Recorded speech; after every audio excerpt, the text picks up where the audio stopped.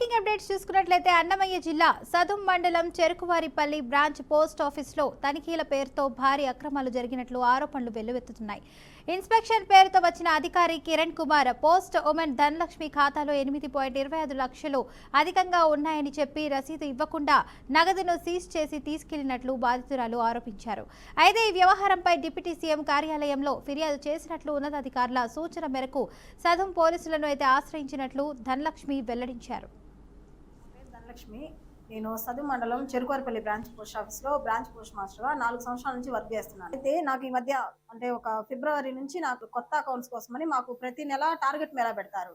ఆ మేళా కోసం నేను కలెక్ట్ చేసిన క్యాష్ 8,26,000 అన్అఫీషియల్ గా పెట్టుకున్నాను ఒక రీజన్ తో క్యాష్ సీజ్ చేసి దీన్ని ఎస్పీ గారికి ఇచ్చి ఆయన ద్వారా నీకు రసీప్ట్ ఇప్పిస్తానని చెప్పి ఆ క్యాష్ సీజ్ చేసుకుని ఎత్తుకొని పోయినారు. తర్వాత 2 రోజుల తర్వాత నేను సార్ని అడిగితే ఎప్పుడు తీసుకున్నాను క్యాష్, దానికి మీ దగ్గర ఏమైనా ప్రూఫ్ ఉందా అని చెప్పి నన్ను అట్లా బెదిరించినారు.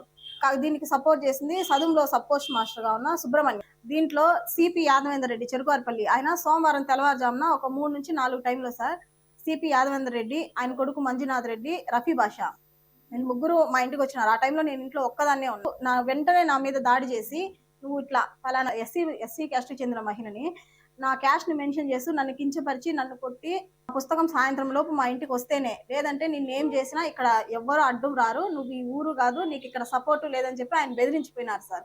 అంటే ఈ క్యాష్ మొత్తం నేనే ఫ్రాడ్ చేసినట్లుగా, కస్టమర్స్ పుస్తకాలు నేనే పోగొట్టినట్లుగా ఒక అలిగేషన్ క్రియేట్ చేసి జనాన్ని రెచ్చగొట్టి శనివారం రోజు మా ఇంటి మీదకి జనాలు